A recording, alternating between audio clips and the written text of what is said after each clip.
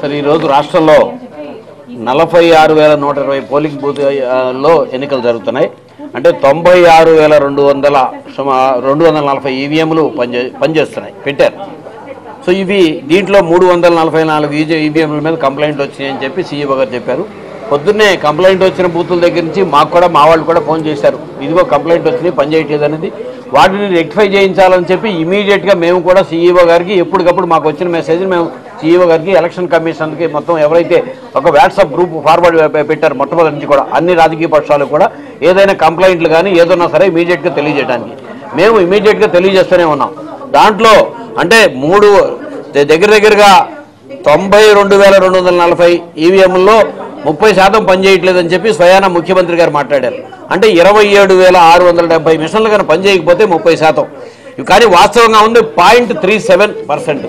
అయినప్పటికీ పనిచేయని ఈవీఎంలన్నీ పనిచేయించాలి. ఆఖరి నిమిషం దాకా ప్రతి ఒక్క ఓటర్కి ఓటు వేయించే అవకాశం కల్పించమని మేము కూడా ఎన్నికల కమిషన్కి రిక్వెస్ట్ చేస్తూనే ఉన్నాం. ఎక్కువ సాయంత్రం 5 గంటల తర్వాత 6 గంటలకో గత ట్రిప్ కంటే కూడా ఈసారి 1 అవర్ ఆల్రెడీ మనకి టైం పెంచారు ఎన్నికల టైం. ఆ టైంలో కానీ పూర్తి చేయలేకపోతే అప్పుడు మనం ఏదైనా సరే డిమాండ్ చేయాలి తప్ప మొదలైన పొద్దునే ఇప్పుడే వచ్చింది ఇంటెలిజెన్సీకి అందరికీ వచ్చిన డిపార్ట్మెంట్ 11:30కి 20% పోలింగ్ పూర్తయింది. సో ఓటింగ్ పర్సంటేజ్ పొద్దున్నే 7 గంటలకే మొత్తం ప్రజలంతా పోలింగ్ బూతుల దగ్గర ఎక్కడ చూసినా సరే బారులో నుంచున్నారు. అంటే ముందే ఓట్లు వేయాలని చెప్పి ప్రజలు వచ్చారు. మరి దాన్ని చూసి కంగారు పడిపోయి చేసే కార్యక్రమాలు కాదు. ఒక బాధ్యత కలిగిన వ్యక్తులు బాధ్యత స్థానంలో ఉన్న అధికార పార్టీ అపోజిషన్ పార్టీలు కూడా ఓటర్కి మనం చేయాల్సిన విజ్ఞప్తి ప్రతి వ్యక్తి కూడా మీరు ఓటు హక్కును వినియోగించుకోండి, మీకు ఆ అవకాశం ఉంటుంది. అంతేగాని ఎటువంటి కంగారు పడాల్సిన పని లేదు. ఒకవేళ 6 గంటలకు పూర్తయిపోయినా ఎంతమంది లైన్లో ఉన్నప్పటికీ కూడా అది 7 అయినా 8 అయినా 9 అయినా సరే మీ అందరి ఓట్లు కూడా వేయించే కార్యక్రమం ఎన్నికల కమిషన్ తీసుకుంటుంది. దీన్ని గుర్తించుకునే ఓట్లు వేయమని చెప్పి మేము విజ్ఞప్తి చేస్తున్నాం. దానికంటే ప్రధానమైన అంశం మేము అనేక సార్లుగా ఇప్పటికీ ఎలక్షన్ కమిషన్కి చెప్తూనే ఉన్నాం. పోలీస్ ఫోర్స్ ఎక్కడైతే ప్రాబ్లమాటిక్ బూత్లు ప్రాబ్లమాటిక్ ఊళ్ళన్నీ లిస్టులు కూడా మేము ఇప్పటికే ఇచ్చున్నాం, ఆల్రెడీ హైకోర్టులో వేసినాం. కానీ రాష్ట్రంలో ఎక్కడ చూసినా సరే ఇవాళ ఎక్కడ కూడా పోలీస్ ఫోర్స్ సఫిషియెంట్గా పోలీస్ ఫోర్స్ కనిపించట్లా. రెండేది లోపల ఎన్నికల బూత్ లోపల ఎలక్షన్ ఓటింగ్ అనేది స్పీడ్గా జరగట్లా. సో ఈవీఎంల దగ్గర అంగన్వాడీ టీచర్లు పెట్టారు. మేము ప్రైవేట్ వ్యక్తులు పెట్టకూడదు అని చెప్పి మొదటి నుంచి కంప్లైంట్ చేస్తే కూడా అనేక చోట్ల అంగన్వాడీ వాళ్ళు పెట్టారు.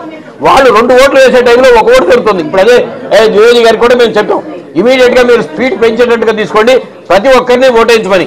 ఇక రెండోది ఇవాళ ఏలూరులో తీసుకుంటే సాక్షాత్తు ఎమ్మెల్యే గారు ఆయన వెనకాల ఒక రౌడీ షీటర్ని ఆయన పక్కన వెనకాల పెట్టుకుని ఒక ఎంపీటీసీని ఆయన పూర్తిగా భీమవరపు సురేష్ అనే రౌడీ షీటర్ ఎమ్మెల్యే గారు వెనకాల నడుస్తూ ఉన్నాడు. ఆయన మట్టారాజు అనే ఎంపీటీసీని కొట్టాడు. మళ్ళీ హాస్పిటల్కి వెళ్తే హాస్పిటల్లో కూడా పళ్ళీలు కొట్టడం జరిగింది. అలాగే కిషోర్ అనే డిప్యూటీ మేయర్ని మర్రా అదే పరిస్థితి. అలాగే శ్రీకాకుళం జిల్లాలో ఎటువంటి కేసులు లేని వ్యక్తులు పోలీసులు అరెస్ట్ చేస్తే మేము ఇమీడియట్గా పొద్దున్నుంచి కూడా ప్రతి అబ్జర్వర్కి మేము చెప్తూనే ఉన్నాం. ఇంతవరకు వాళ్ళ మీద ఎటువంటి కేసులు లేవు, వాళ్ళు వదిలిపెట్టలేదు వైఎస్ఆర్సీపీ నాయకుల్ని. ఇవాళ ఒక రాప్తాడు, ఒక మడకసిర, ఒక జమరమడుగు సుమారుగా, అలాగే జీడీ నెల్లూరులో ఒక 2 బూతుల్లో పూర్తిగా అక్కడ రిగ్గింగ్ జరుగుతోంది. దాని మీద కంప్లైంట్ చేశాం. ఇవి చూడండి ఫోటోలు. నరసరావుపేట ఎమ్మెల్యే శాసనసభ్యుడు శ్రీనివాసరెడ్డి గారు వెళ్తే శ్రీనివాసరెడ్డి గారు కారును పగలగొట్టి ఆయన మీద దాడి చేసిన పరిస్థితి. ఇది ఏలూరులో ఎమ్మెల్యే వైఎస్ఆర్సీపీ వ్యక్తి మీద దాడి చేసిన పరిస్థితి. రాష్ట్రంలో విచ్చలవిడిగా పోలీసు యంత్రాంగం లేనట్టుగా చంద్రబాబు నాయుడు గారు దానికోసమే కొంతమందికి ప్రమోషన్లు ఇచ్చి వాళ్ళని డిఎస్పీలుగా కూర్చోబెట్టడం జరిగింది. అవన్నీ జరగకుండా జరిగే పరిస్థితులు లేకుండా పోతున్నాయని నిన్నటి దాకా వచ్చి ఎలక్షన్ కమిషన్ దగ్గర చేసిన ఆయన కార్యక్రమం ఒక రెచ్చగొట్టే కార్యక్రమం. ఇవాళ రాష్ట్ర వ్యాప్తంగా ఎక్కడికి వెళ్ళినా సరే అనేక చోట్ల వైఎస్ఆర్సీపీ కార్యకర్తల మీద దాడులు జరుగుతున్నాయి. స్వేచ్ఛాయుతంగా ఓట్లు వేసుకొని ఇవ్వట్లా. లైన్లో ఎన్నికల వరుసలో లైన్లో నుంచి వాళ్ళ దగ్గరికి వెళ్ళి డబ్బులు పంచుతున్నారు. పోలీసు వ్యవస్థలు పిలిస్తే కూడా పోలీసులు కూడా అక్కడ యాక్షన్ లేదు. మేము ఆల్రెడీ ప్రతి చోట కూడా ముందు ఎలక్షన్ అబ్జర్వర్కి కంప్లైంట్ చేయమని ద్వివేది గారు సీవీ గారు మొట్టమొదటి చెప్పారు. ముందు ఇమీడియట్గా అక్కడ ఎలక్షన్ అబ్జర్వర్కి కంప్లైంట్ చేస్తున్నాం, అక్కడ ఉన్న పోలీస్ ఎస్పీకి కంప్లైంట్ చేస్తున్నాం. కానీ ఇప్పటి వరకు సింగిల్ ఇన్సిడెంట్లో కూడా సరి అయిన యాక్షన్ తీసుకున్న పరిస్థితి లేదు.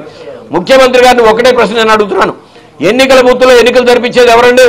రాష్ట్ర ప్రభుత్వ ఉద్యోగులు. ఎలక్షన్ కమిషన్కి స్పెషల్గా ఉద్యోగస్తులు లేరు కదా.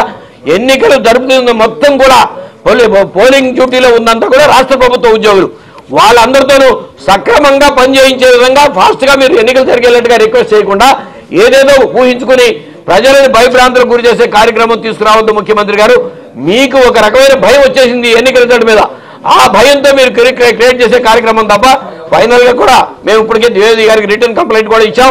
ప్రతి చోట కూడా ఎక్కడైతే అరాచకం జరుగుతుందో, ఎక్కడైతే వైఎస్ఆర్ కాంగ్రెస్ పార్టీ కార్యకర్తల మీద, పోలీస్ ఏజెంట్ల మీద దాడులు జరుగుతున్నాయో, ఎక్కడైతే ఓపెన్ గా లైన్లో ఉన్న వాళ్ళకి డబ్బులు పంపుతున్నారో వాటన్నిటి మీద చర్యలు తీసుకోవాలని విత్ రిటర్న్ ప్రూఫ్తో ఇప్పుడు కంప్లైంట్ ఇచ్చాం. దాని మీద చర్య తీసుకోమని మేము రిక్వెస్ట్ చేశాం.